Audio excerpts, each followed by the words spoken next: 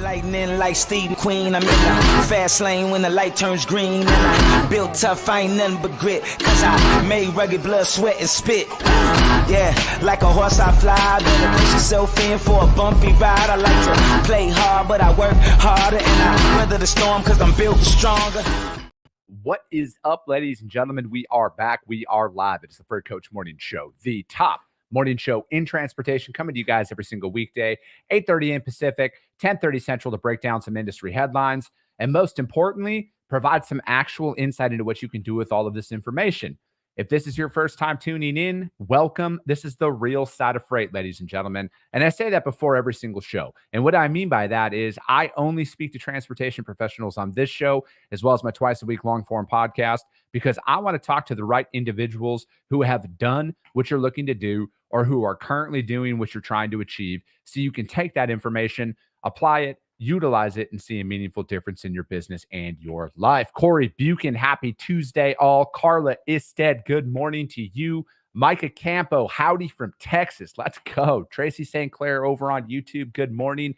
Nick Isabella, let's go. Big Chris. I also have another Chris on this show, ironically, today, and we're going to talk about all things going on Capitol Hill for freight brokers in the industry and kind of what's going on out there. So I got my man, Chris Burrows with the TIA, back on the show. So Chris, thank you so much for joining me here today.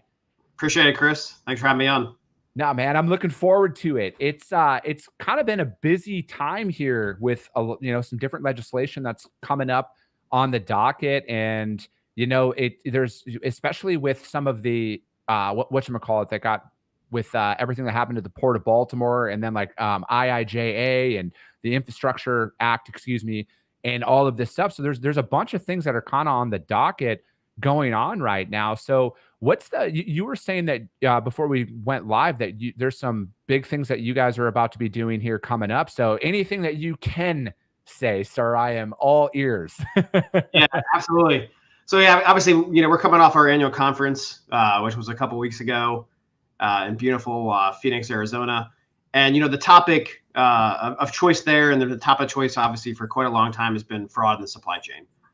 We're hearing from members, we used to say kind of on a daily basis, but really it's kind of like an hourly basis at this point, about some sort of fraudulent activity that's going on that's affecting their business, affecting the industry. So we're working with a couple of bipartisan group of members of Congress on the House currently, to put forward some legislation to really kind of, ultimately get FMCSA more engaged and off the sidelines on addressing this huge problem of fraud that's just rampant throughout our industry. Essentially, right now, in terms of addressing the fraud, I would do three things. One, I would enforce the principal place of business requirement, which is a big deal that's already on the books. It's already on regulation with FMCSA, but they candidly admit that they're not enforcing it currently.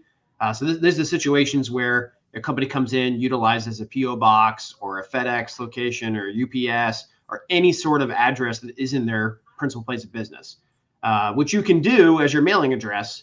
But the regulations state that your principal place of business must be your physical address. That if you're a carrier, where your truck is being domiciled, or if you're brokerage, where your operation is going to be.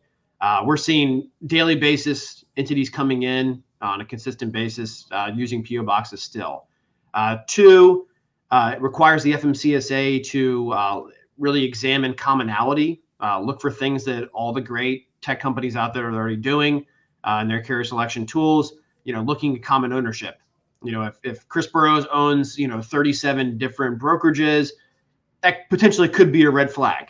And FMCSA should see that flag and investigate and dig further deep into this before giving that registration authority out. So it requires the agency to do that. And third, and probably the most important, is back in 2019, there was an administrative law judge ruling that apparently barred the FMCSA from enforcing civil penalties for violations for a variety of things on the commercial side of things, not safety side of things. Mm-hmm. And the agency kind of hangs their hat on this, is like, hey, we can't really do anything because this administrative law judge ruling. So what the legislation would do is it would revert that authority back to the FMCSA and give them authority to do what they need to do to address these fraudulent entities that are coming into place. We're looking to add one more thing.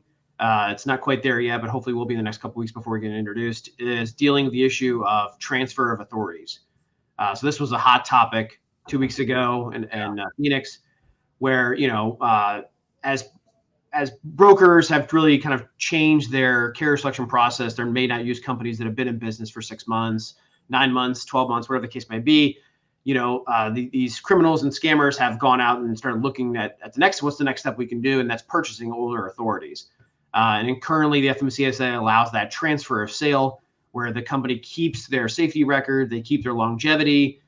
So when you go in to utilize that carrier, may look great on paper. Hey, this company's been in business for 4 or 5 years, 2 years, whatever the case may be. They've got great credit. They're outstanding in terms of service. It's a legit company. Let's use them. And then ultimately, somebody has purchased that company and it's been a fraudulent actor. So we're looking to have that included as well. I think that that's almost one of the most important pieces of it all, Chris, because it's like that's literally what a lot of these guys are doing right now is they're going on there and they're buying 40 company or 40 MCs and DOT numbers, and then they're all using the exact same email address, the exact same phone number, and the exact same PO box for all of this stuff. And then they're just transferring it. And then as soon as one of the, whatever happens to one of their authorities, whether it's an accident or, stolen load or something like that, then they just go to the next one, they reincarnate the next day. And that's another thing that we were breaking down on the show yesterday about how that is almost like this new verification process that the FMCSA is looking to roll out here soon is going to all but eliminate. Reduce is the word that they used a lot out there in that article is that's one of those things that can be reduced because, and I used the example in Colorado about that trucking company whose driver failed, everything's going on, but he hit and killed a bunch of people because he missed some safety runoffs and everything that was going down. That trucking company reincarnated and was in business the next day under an all new authority and everything else. So it's like, I think it's stuff like that. And almost having like, if you as the beneficial owner, because all of my company is in Chris Jolly's name, and, eliminating me from having 17 different authorities all registered in my name is, I think that's crucial. Yeah, absolutely. And I don't want to say it's laughable, but it's really laughable that, the agency hasn't taken these steps. And like we were saying before we jumped on, there's a lot of different federal agencies or just businesses that have been doing things in terms of simple things like dual factor authentication. If somebody changes your PIN number on the FMCSA's website, alerting that individual, the email address that was on file before, hey, your information has been changed. Did you do this? Was it not you? Please report it. I mean, they don't do any of that stuff currently. I know they've signaled that they're going to be doing it, or maybe very shortly, which is a positive step. But the fact that they haven't at this point, and they continue to hang their hat on, hey, we're using an antiquated IT system. It is what it is. And, I know there are constraints and there are, things that are in place that are, barring the agency from doing this. That's fine. But, at some point in time, we need them to really step up to the plate, get off the sidelines and help us in this fight against all the fraud that's going on. Yeah, I mean, because at the end of the day, it kind of starts and stops with them. And in my opinion, the reason why it's going on is because they haven't done anything about it, right? Because they're the ones who are the governing agency who grant authorities, revoke authorities, and do everything. So therefore, from my perspective, we're here because of their own failures, and I think that it's a positive step though in the right direction. And I think like that is what I want to focus on more than anything, as opposed to, because I could go on for hours and hours about that topic alone. Nothing gains from that. There's enough chatter that goes on in this industry about all the problems that have happened, but let's focus on the solutions that are being presented out here and what we can do to clean a lot of this stuff up. Because, I think like the multi-factor identification is crucial at that. And then also like, I'm a firm believer that, if you're going to have a business entity here in the United States, you should have a physical person here in the United States who's operating inside of that business. And I just think that there's so many additional security steps that should be taken into place. And it's going to be interesting to see which ones actually stick, because I mean, you have way more knowledge of policy decisions and everything else that are made out of all this stuff that's being presented, Chris. Is it that they're going to find the one or two that they think are the most logical to implement in the short term? Or is this going to be drug out for another 6 months or 12 months before they even think about making a decision? Yeah, I mean, what they told us is they're going to be doing several things kind of in the short interim term. Some of the things we already mentioned in terms of dual factor pens, really going back to kind of getting your pen in the snail mail, kind of like the DMV does whenever you go do anything with your license. They also plan to roll out. They told us they'd roll out in April. I'm not sure where it stands. To their credit, they're not promoting a lot of things they're doing because they don't want the scammers to pick up on it. Yeah. So some things are being done behind the scenes. But they mentioned they were going to put out some technology solutions to help identify businesses, to help identify individuals that are looking to register and coming into the system. But then kind of the long-term play is that they are looking to roll out a completely new registration system. Finally, putting to rest this legacy IT system that they always kind of point towards. There's been one listening session on that already a few months ago. There's another one they just noticed. Officially, they'll notice tomorrow, but they just put the public inspection notice up today. On May 29th, they're going to be doing a virtual listening session, I believe from 1 to 3 Eastern. The link's on the FMCSS website. You can check it out. But they want to hear from the public. They want to hear from carriers, they want to hear from brokers, they want to hear from stakeholders, associations. What do you all want to see in the new registration system? And that's really where our opportunity to come in and say, hey, we really need a spotlight shine on this issue of fraud, and new registrants coming in need to be under much more scrutiny in terms of the commonality and everything we already mentioned. So, to your point, Chris, we'll focus on the positive. Yeah. They're taking positive steps. Because I agree with you. I mean, we could go on for hours on the lack of enforcement. They've certainly haven't shown any desire to address this problem for years. But they are signaling some good positive steps now. So how do you guys, how does somebody who, they might not be a member of the TIA, for example, but they want to have their opinion heard on this? Is there somewhere where they can go, or can they reach out to you guys about getting, vocal about this? Yeah, absolutely. I mean, like I said, you can go to the FMCS website. They have the public listening session. The link's up. It's open to anybody. We'd be more than happy, members or non-members, to help plug in people into that, and really kind of having your voice heard as well. We're all in this together. This is not just a TIA issue. This is everybody's issue.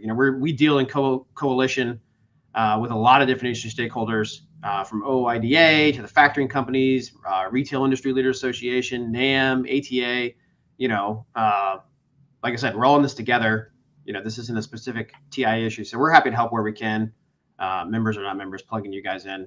It sounds corny, but reach out to your reach out to your congressman. Yeah. Shoot the district staff an email. Hey, this is an issue for us. This is what's going on. This is the impact that we're seeing, financially. And that resonates with members of Congress for sure. And the beautiful thing is, and which is not common in DC these days, is it's a completely bipartisan issue. Fraud doesn't cut across any sort of political ideology. Republicans and Democrats can both rally behind supporting you all and supporting the supply chain, and ultimately the consumers, because as the Wall Street Journal reported last year, it's upwards of $800 million. I think it's probably a lot more than that annually now. That's costing every down the supply chain, and we're all feeling it at the at the grocery store too, in terms of prices. Just one of the factors that are dealing with inflation. Yeah. No, 100%. And a way to do this, you guys, it's really easy. Just go to Google and say, who is my congressman? And then go to www.house.gov. Right there, it says find your representative. All you got to do is click on that, put your zip code for your house in there, and it will list off who your representative is. It gives their contact information and everything. So this is a really simple step to go out there and make your voice be heard. And I've talked about this on the show before, and I'll say it again. That's literally how it goes. You guys call them. They're elected for a reason. Blow up their phones, but not physically, but actually call them, email them, everything else, and make all of that happen. I don't really need anything coming back to me and say that I told people to go do that. But, with some other stuff that's kind of came to light here recently, about the whole non-compete stuff, how are you guys, have you guys even really thought about how you're going to address this with some of your members? Because this is kind of lighting fires across all industries at this time about our non-competes essentially irrelevant now. Yeah, we're just beginning to dig into the issue of non-compete. Yeah. We to be candid, we probably have, in terms of membership, probably have folks on both sides.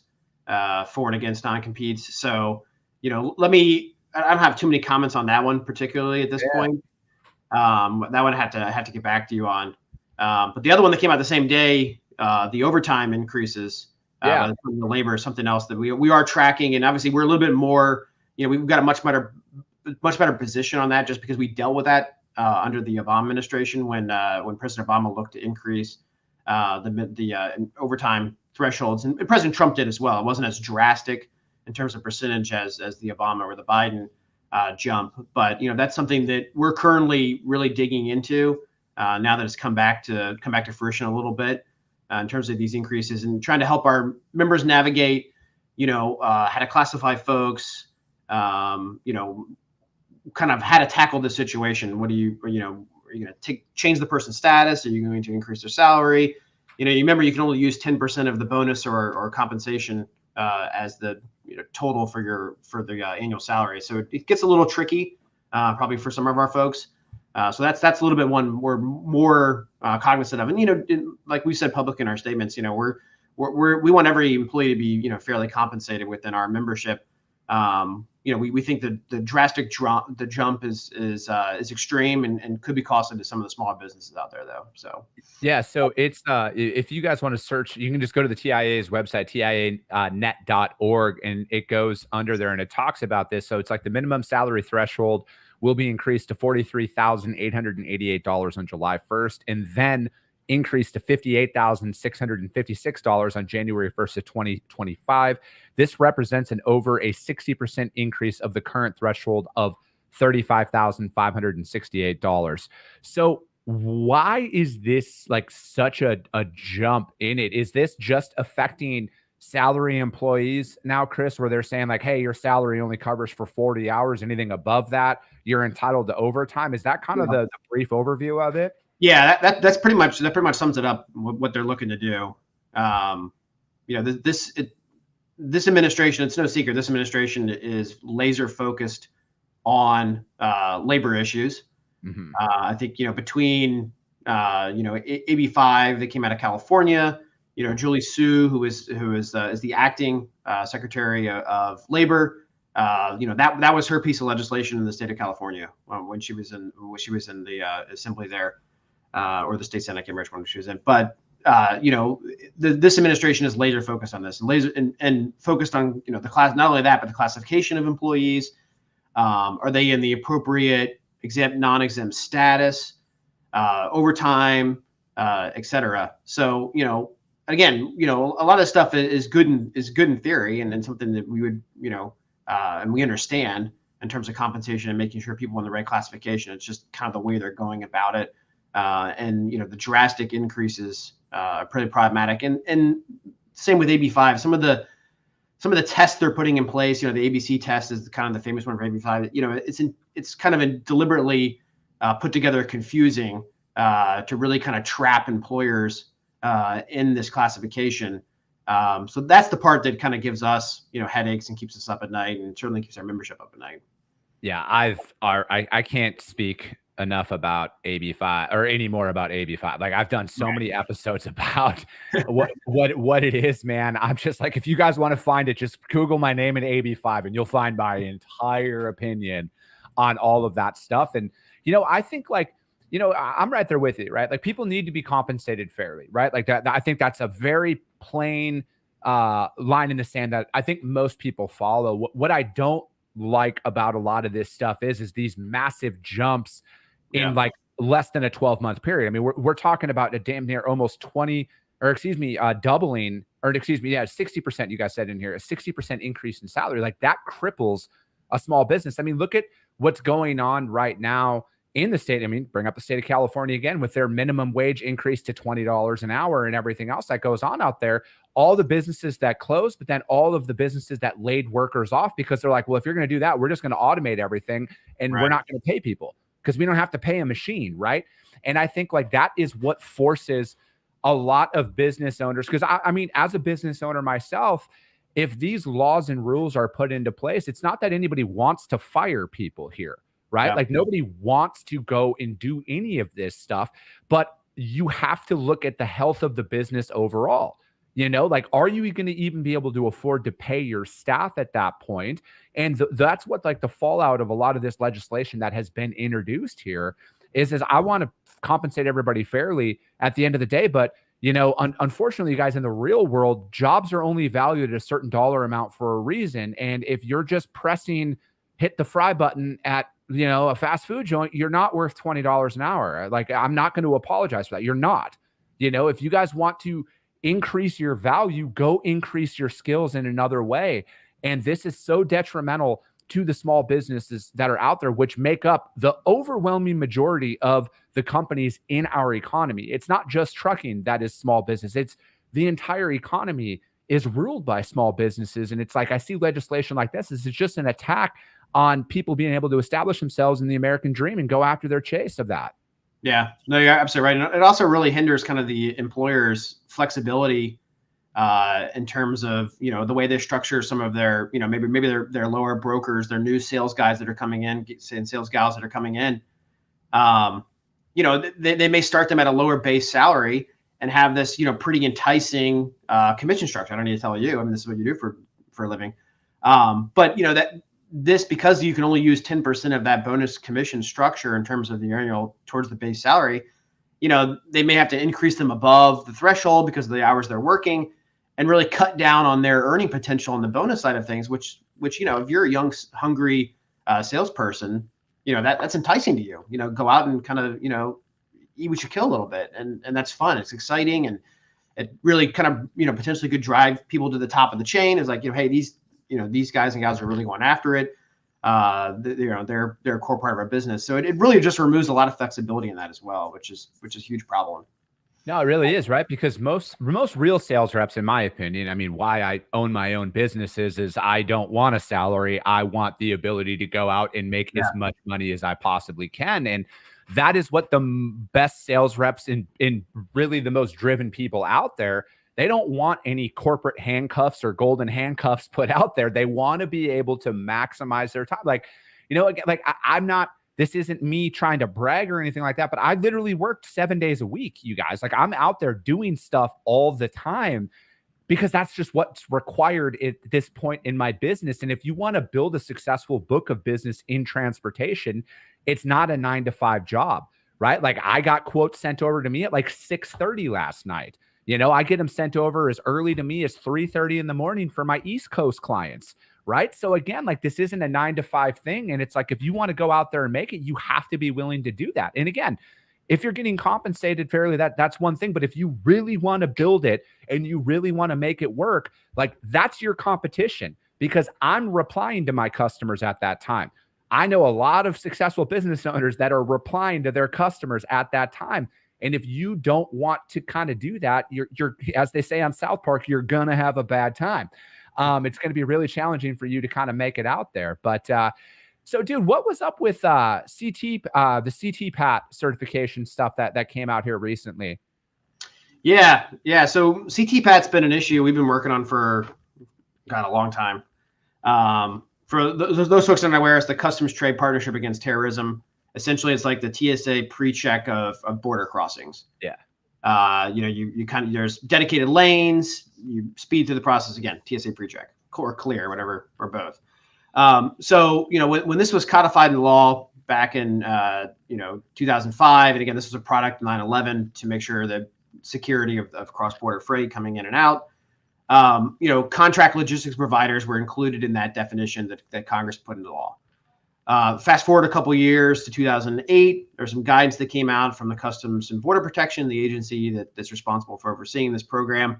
And they put this requirement that said that non-asset-based logistics companies that essentially just do booking and quoting cannot be part of CTPAT. That's obviously problematic for our guys for a couple of reasons, competitive advantage being number one. And it was a little bit of a head scratcher for us because, we were watching customs brokers, indirect air carriers, and non-vessel operating common carriers all be allowed to be part of the program. But DOT licensed property brokers were continuously barred from this. So we worked with the agency over a number of years, CBP, to try to correct this. They've always had this bias against DOT. Literally, I had one of the CTPAT directors tell me that like our guys basically just sit in their underwear, work on a computer all day, and that's just like it's like ad hoc business. And I'm like, you couldn't be more wrong. So after we explained this to them numerous times, and they've told us to go away, we're never going to happen. We were like, hey, we're going to go to Congress. So we've gone to Congress. We have a piece of legislation that's already passed the Senate. Hopefully, we'll be through the Senate, past the Senate. Hopefully, be with the House soon. It would create a pilot program.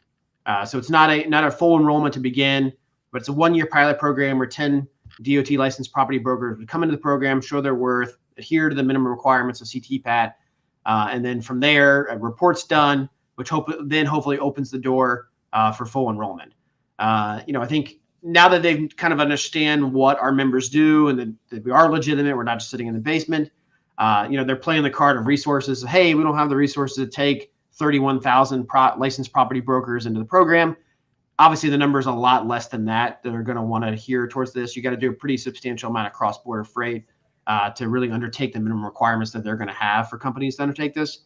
But yeah, I mean, this has been an issue that I've personally been dealing with quite a number of years, and looking forward to hopefully finally closing the door on this one. So it just doesn't make any sense from a national security perspective. Why would you not want as many trusted eyes on the freight that's going across border?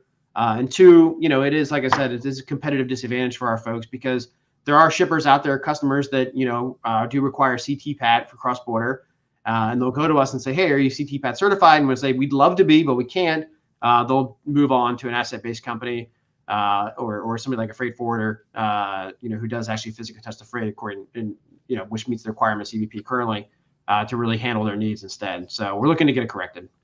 No, I like it, man. I think that's one of those, especially with the rise in cross-border freight that's going on and with the shift in manufacturing down into Mexico and everything else, like that's only going to increase those opportunities that are out there. And then especially in the brokerage community to get in really, again, how are you going to stand out in a crowd of 28,000 brokers or whatever that's out there? Additional certifications, additional anything is going to help you get in the door and stay in the door with a lot of these customers because there is a certain level that you need that. Just like, with some of the heavy equipment that I move, like you need $500,000 in cargo or they're not even going to talk to you. Right. So it's like, fortunately we can do things is you don't want to get out there and make to get to the finish line with a customer just to find out, hey, we can't do this because of that. Right. And it's like that's time and that's resources and everything else that you're allocating to try and develop business that you're kind of going down a dead end with some of that stuff. So I like that, man. I'm really glad that you guys are attacking that as well. But well, dude, as always, I appreciate your time. We're kind of coming up on the 30-minute mark here. Is there anything that we should kind of be aware of about what's coming up this year? Or is there anything that people can, kind of reach out to you on? Yeah, I would just say, feel free to reach out to us on the fraud. That's obviously something that we're laser focused on. We talked about keep an eye out for that legislation that's coming out. We're hopeful that legislation can be passed this year with it being bipartisan. But I think it's no secret to anyone that we are an election year. 2024 is going to be crazy. We really only have, in terms of congressional, we really only have, a few months left here before members of Congress really go home and start campaigning full time for their reelection. So the timer's certainly on. We're cognizant of that. And everything you hear in terms of the news, in terms of the craziness and dysfunction of the Congress, I'll tell you, it's even worse here in the swamp of DC. But hey, we love what we do. People tell me I'm crazy for doing this, but I'm passionate about politics, passionate about government relations, and certainly passionate about transportation logistics.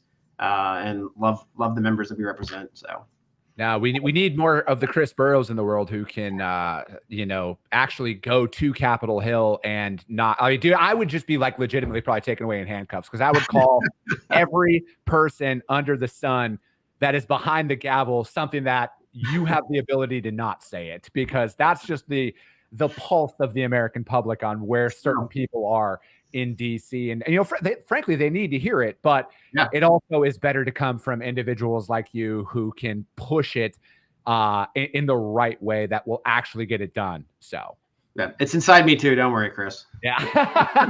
Keep it bottled up. Oh, I love it, man. Well, hey, you guys, that's going to be it for today. We will be back tomorrow. I got another guy coming on. We're going to be talking about finance and what's going on out there in the world of truck finance, trailer finance, and everything else, and kind of where that market's trending. As always, you guys, if you guys got value in what you heard, subscribe to the show, you guys. Share it out there to your network, because if you see value, your network's going to see value as well. I appreciate you guys. I love you guys, and we'll be talking to you soon. I don't have any cool out.